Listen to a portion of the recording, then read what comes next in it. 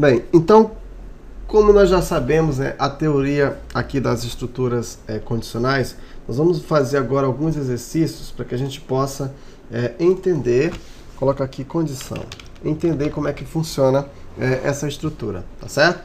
Então, funciona mais ou menos assim, ó. Eu vou criar uma variável A e eu vou dizer que essa variável A ela é do tipo inteiro, tá certo?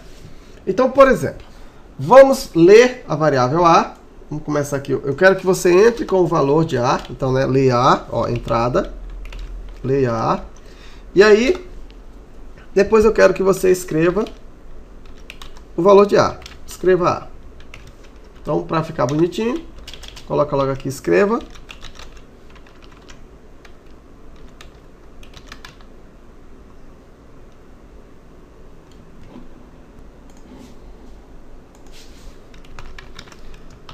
Digite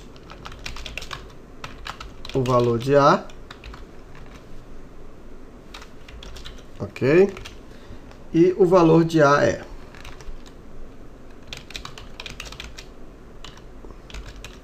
Isso aqui, algoritmo normal, né? Que a gente já está acostumado aí a fazer. Executar aqui esse algoritmo. Digita o valor de A 10. Né? Ok. Agora, pessoal, vamos imaginar o seguinte. Digamos que alguém, né, digite algum valor e você vai verificar se você vai dar uma condição para que isso aconteça. Você veja, independente do valor que eu digitar, tá? Ele escreve o valor de A. Então vamos dizer o seguinte, digamos que alguém perguntasse para você, você vai imprimir o valor de A somente se A for maior do que 10, por exemplo. Então, como é que você faria isso? Ó, primeiro, para que ele possa verificar, primeiro você tem que ler o valor de A, né? Então, aqui, ó, antes de escrever, você ia colocar a seguinte coisa, ó, se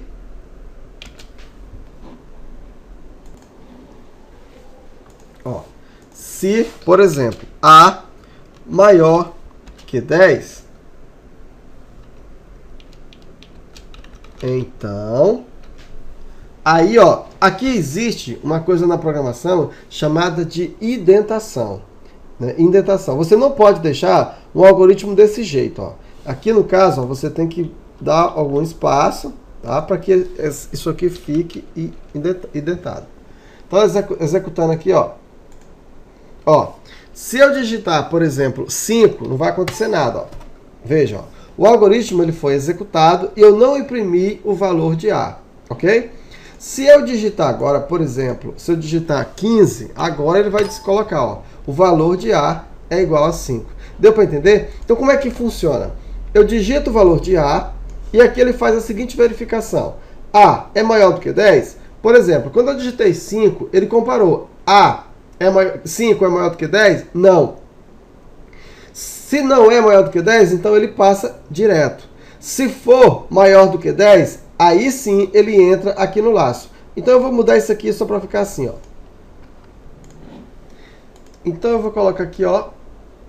Vou imprimir a palavra verdadeiro.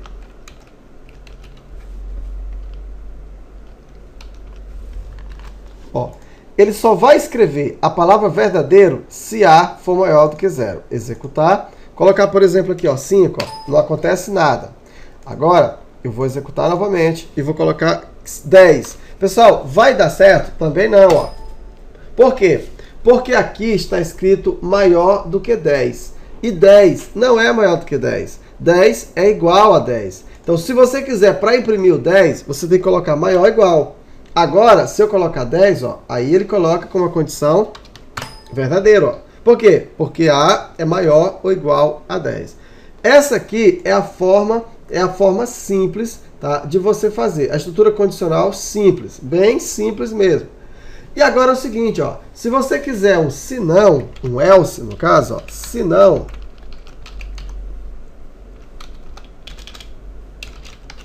escreva falso.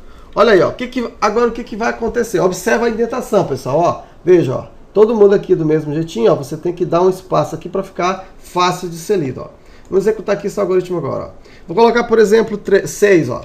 Ó, 6, aí ele analisa, ó, 6 é maior do que 10? Não. Então ele não entra aqui. Aí ele vem aqui, ó, se não, ou seja, se isso aqui for verdadeiro, ele entra aqui. Se não, ele entra aqui. No caso aqui, no caso é falso, né? Então 6 é falso. Vamos, por exemplo, agora excluir novamente e vamos colocar aqui 12. 12 é maior do que 10? É maior do que 10, ó. Aí ele coloca como sendo verdadeiro, certo? Entendido? Então é dessa forma que o nosso algoritmo vai se comportar, beleza? Então aí para você conhecer a estrutura simples, uma estrutura bem simples mesmo de se trabalhar. Agora eu vou dar só mais um exemplo, né, de estrutura composta. Aliás, composta não, aninhada. Veja, eu estou dizendo aqui, ó, se A, eu vou colocar aqui até expressão diferente, ó, vou colocar só assim, ó, maior que 10. Inclusive, eu vou tirar esse igual bem aqui, tá, pessoal? Maior que 10. Aqui, ó, eu vou colocar menor que 10. E aí vai dar o mesmo resultado. Agora, olha só. Nós vamos fazer o seguinte, ó. Se A é maior do que 10, aí vamos supor que eu quisesse imprimir, se for igual a 10, eu quisesse imprimir uma outra coisa. Então seria uma outra condição, não seria? Ó, A é maior do que 10? Não. Aí se não, ou seja, se não é maior do que 10, aí eu vou fazer o seguinte, ó. Se A igual a 10, então, aí eu vou pedir para ele escrever uma outra coisa, ó. Escreva igual a 10. Ou eu poderia colocar assim, ó. Por exemplo, 5. Por exemplo, 5. Igual a 5. Ó. Else, se não, no caso, escreva outro valor. Outro resultado. Eu tenho que dar um fim C aqui, e eu tenho que dar um outro fim C. Só para você entender como ficou agora, ó. Ele verifica aqui, ó. Se A é maior do que 10, ele vai imprimir maior do que 10. Vamos fazer primeiro A maior do que 10? Colocar 15, ó. Ele vai imprimir logo, ó, maior que 10. Primeiro resultado. Ótimo. Agora, se não, A não é maior do que 10, tá? Então vamos colocar, por exemplo, 6. 6 não é maior do que 10, né? Não. Então aqui, ó. A é maior do que 10? Não. Então ele vai verificar aqui, ó. Ele vai entrar nesse bloco aqui, ó. Se não. Aí ele, aqui dentro desse bloco, ele verifica se A é igual a 5. Pessoal, 6 é igual a 5? Não. Então ele vai imprimir o quê? Outro resultado. Olha aí, ó. Agora, vamos fazer o seguinte. Vamos colocar igual a 5. Ó. Aí ele vem de novo. A é maior do que 10? Não. Então escreva maior do que 10. Então ele não vai entrar aqui. Ele vem para cá. Se não. Se A igual a 5. A igual a 5? É. Então agora ele vai escrever igual a 5. Certo? Entendido? Então é assim que funciona aqui essa estrutura. Uma explicação bem simples, mas a gente vai fazer agora vários exercícios e aí você vai entender cada vez mais, né? Aí, condição, aqui a estrutura condicional. Beleza? Então até a próxima aula.